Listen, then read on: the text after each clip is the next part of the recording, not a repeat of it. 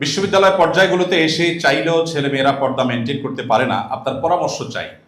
দেখুন, প্রতিকূল পরিবেশে টিকতে পারাটাই তো সার্থকতা, এটাই তো বীরত্ব, এটাই তো সাহসিকতা। মুসলিম যুবক মুসলিম যুবতীর সার্থকতার জায়গাটাই এখানে যে তারা তাদের চরিত্রকে সংরক্ষণ করবে আল্লাহর নির্দেশ এবং মুহাম্মদ সাল্লাল্লাহু আলাইহি সাল্লামের আদর্শকে বাস্তবায়ন করতে গিয়ে। তাদের জীবনে তাদের চরিত্রকে কোনোভাবে কালিমাযুক্ত তারা করবে না, এটাকে তারা সেভ করবে। মুসলিম যুবক তো খালিদ বিন ওয়ালিদের সন্তান। খালিদ বিন ওয়ালিদের সন্তান যদি একটা হারাম রিলেশনের হাতছানি পেয়ে সে যদি সেখানে মাথা নত করে ফেলে, সে যদি সেখানে দুর্বল হয়ে পড়ে, সে যদি সেখানে হারিয়ে যায়, সে যদি সেখানে হেরে যায়, তার চরিত্র তার আদর্শ যদি সেখানে দুর্বল হয়ে যায়, এই মুসলিম যুবক কিভাবে খালিদ বিন ওয়ালিদের ভূমিকা পালন করবে? এই যুবক কিভাবে ওমর ইবনুল খাত্তাবের ভূমিকা পালন করবে? ভাইরা আমার, আমি একটি কথা প্রায় বলার চেষ্টা করি, স্রোতের তালে গা ভাসাতে কোনো যোগ্যতার প্রয়োজন হয় না, স্রোতের বিপরীতে চলতে যোগ্যতার প্রয়োজন হয়।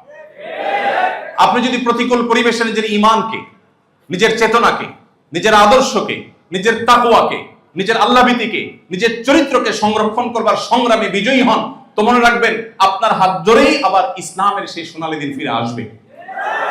মনে রাখবেন আপনি সেই যুবক, যে যুবককে নবী করিম সাল্লাল্লাহু আলাইহি সাল্লাম বলেছেন শাবুন নাশা ফি ইবাদাতিল্লাহ, আরশের নিচে কিয়ামতের ভয়াবহ দুর্বিষহ দিনে আল্লাহ রাব্বুল আলামিন যে শ্রেণীর যুবককে ছায়া দিবেন, সেই শ্রেণীর যুবকদের অন্তর্ভুক্ত হওয়ার সুযোগ তো আপনাদের।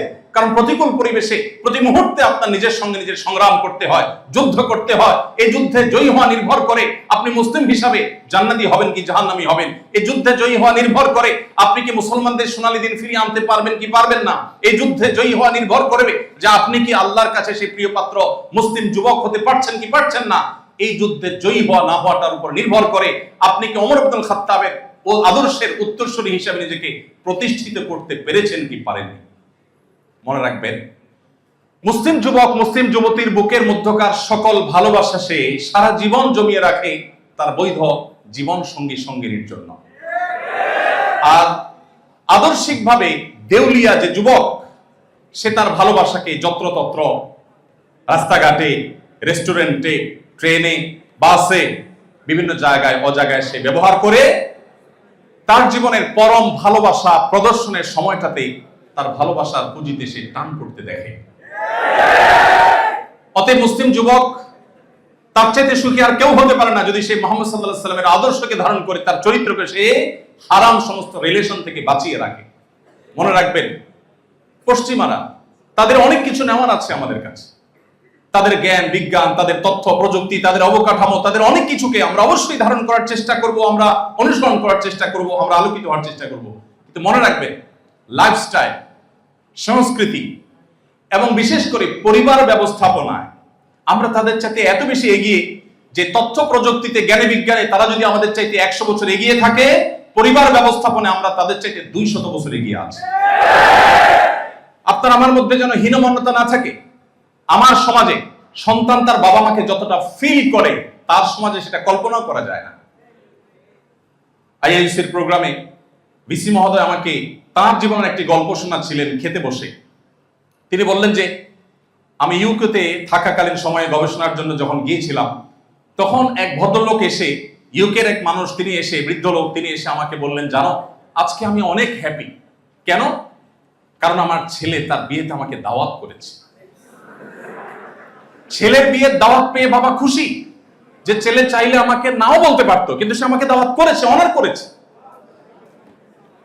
আমরা মুসলমানরা সেই সমাজে বাস করি যে আমাদের বাবা মা ছাড়া আমাদের বিয়ের কথা আমরা কল্পনা করতে পারি না। আমাদের বিয়েতে পাত্র বা পাত্রী হিসাবে আমাদের গুরুত্ব সবচেয়ে বেশি হলেও সবচেয়ে সম্মানের জায়গাটা আমাদের মা বাবারা পেয়ে থাকে। অতএব মুসলমানরা তাদের সে সমস্ত সস্তা সংস্কৃতি আমদানি করা, এটা কখনো মুসলমানকে সাজে না। আমি আবারও শ্রদ্ধার সাথে বলছি, তাদের কাছ থেকে নেওয়ার অনেক কিছু আছে, কিন্তু সংস্কৃতি নয়। আমার নিজস্ব সংস্কৃতি আছে।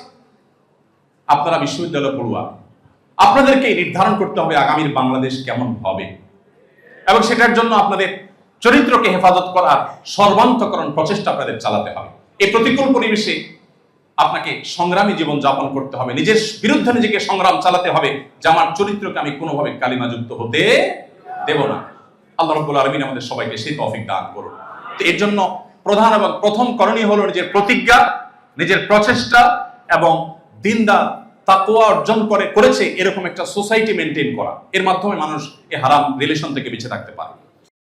আস-সুন্নাহ ফাউন্ডেশন, উম্মার স্বার্থে সুন্নাহর সাথে।